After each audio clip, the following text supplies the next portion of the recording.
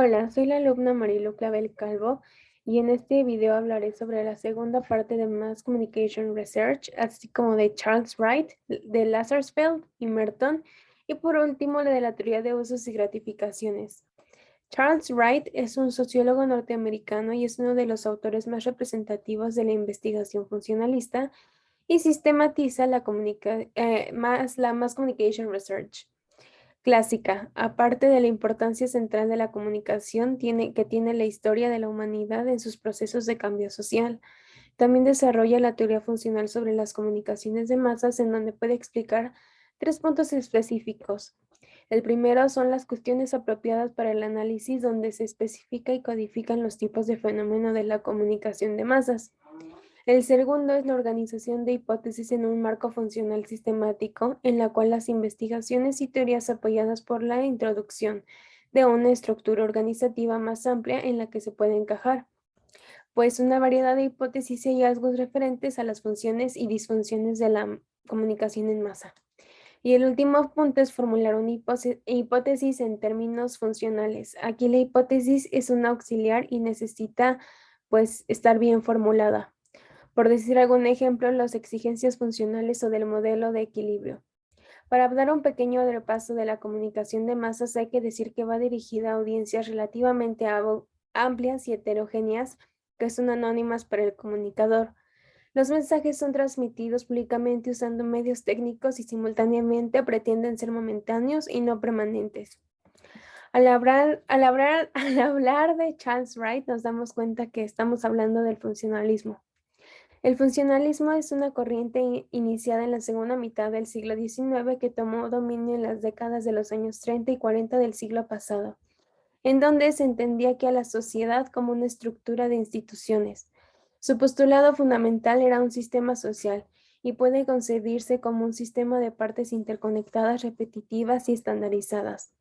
Algunos temas para el análisis de la comunicación en masa podrían ser el análisis funcional para examinar las consecuencias de los fenómenos sociales que afectan el funcionamiento normal, a la adaptación o a un ajuste a un tema dado. Uno de los requisitos para el análisis funcionalista es que el tema a tratar sea estandarizado, es decir, pues que esté normativo y repetitivo. Otros temas para análisis funcional podrían ser las consecuencias de suplir las actividades básicas de la comunicación. La comunicación de masas por un método de comunicación, pues, más social. El siguiente punto del que voy a hablar es de Lazarsfeld y Merton. Como cuando hablamos de ellos, también hablamos de funcionalismo. Hay que decir que el funcionalismo invalidó la teoría hipodérmica y dio paso durante la década de los 40 a la teoría de los efectos limitados, cuyas representantes pues son Lazarsfeld y Merton. Pues dicha teoría minimizaba la capacidad de manipulación sobre la sociedad por parte de los medios de la comunicación, aunque no se puede obviar el poder que ejercen los medios de comunicación sobre los ciudadanos. También de ahí viene el interés por las empresas y gobiernos de controlarlos, y no solo por un interés económico, sino por un interés de mantener cierto estatus. Tanto Lazarsfeld como Merton defendían que una de las funciones de los medios de comunicación es la legitimación del estatus, ya que parece que toda la información que se difunde es veraz, que cada persona pues pública que lo representa gana cierta relevancia. También decían que otro papel que jugaba un importante juego tanto Lazarsfeld y Merton era la imposición de las normas sociales. En cuanto a la disfunción de los medios de comunicación, establecieron que también había una amenaza hacia una estructura social que implicaba la libre circulación de ciertas informaciones y la posibilidad de relaciones de pánico ante determinadas noticias y una función pues como narcotizante. Esta última puede hacer referencia al hecho de que algún pues exceso de información, los ciudadanos adopten alguna actitud conformista o estándares estéticos, así como el comportamiento pueda cambiar. También determinaron que los medios de comunicación pueden emplear su potencial para conseguir objetivos sociales cuando se produce una monopolización, que puede ser una contrapropaganda efectiva y una canalización que es mediante estándares de comportamiento.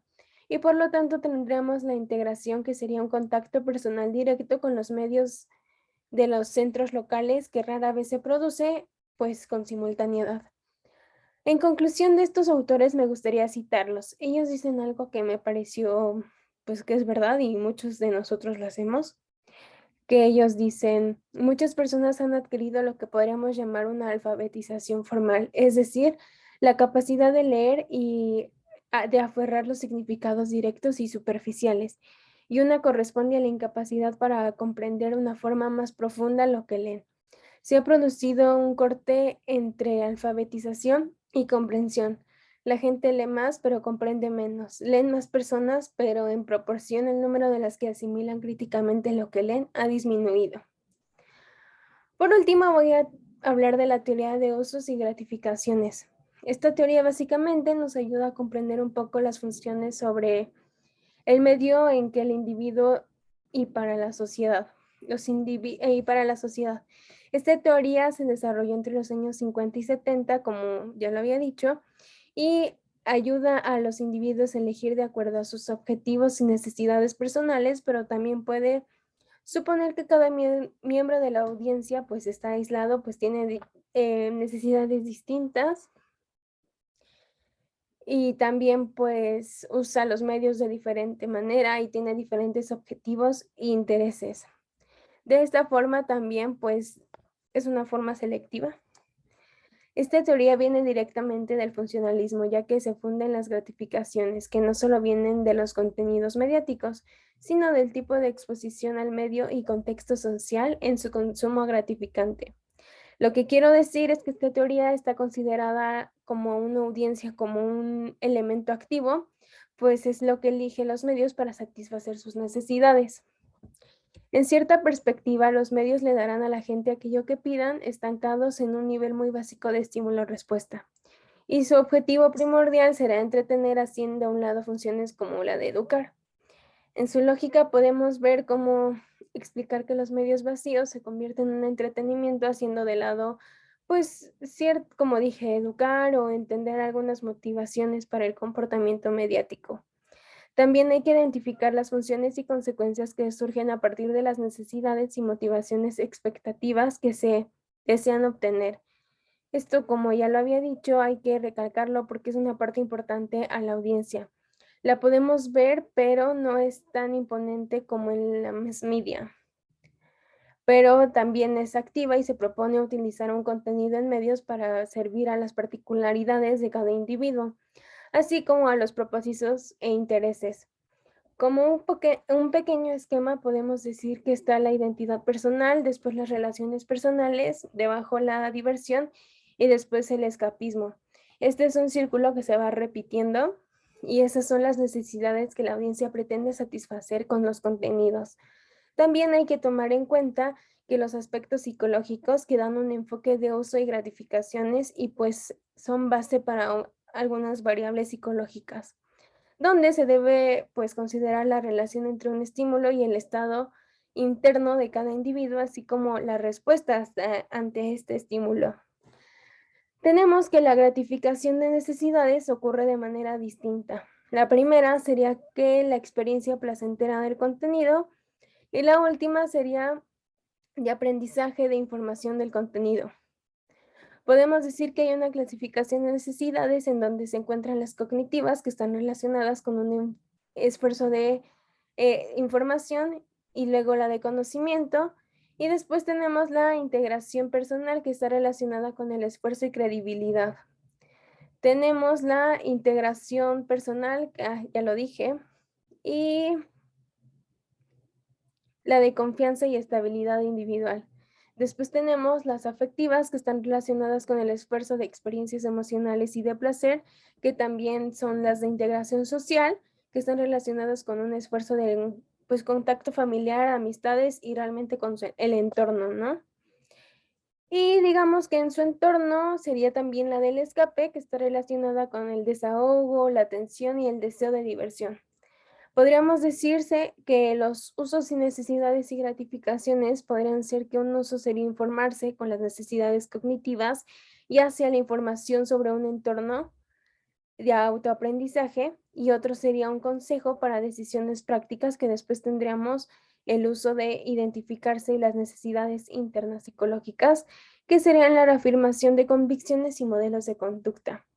El tercero sería el uso de eh, integrarse, que serían como las necesidades interpsicológicas, que también sería el conocimiento interpersonal, así como la empatía, modelos para el desempeño de roles y el reemplazo genuino de la compañía, y hasta el último tendríamos el uso de entretenerse, que son las necesidades invasivas, que pues sería el olvido de problemas genuinos, descanso, placer estético, culturales, liberación personal. Tenemos aquí que cada necesidad después del uso y la búsqueda de las que acabo de mencionar. Un ejemplo claro de uso y gratificaciones serían los reality shows, que en la televisión se juega un papel importante en la construcción de la realidad social, que en la televisión pues juega un papel importante, ¿no? Y la realidad social que se transmite a los telespectadores. Y pues hay dos áreas de influencia, que sería la influencia de información televisiva que se ejerce sobre la audiencia, así como sus consecuencias y mecanismos psicológicos a través de los cuales un individuo incorpora información que obtuvo de la televisión para su visión del mundo. Pues con esto concluiría la segunda parte de Mass Communication Research. Gracias.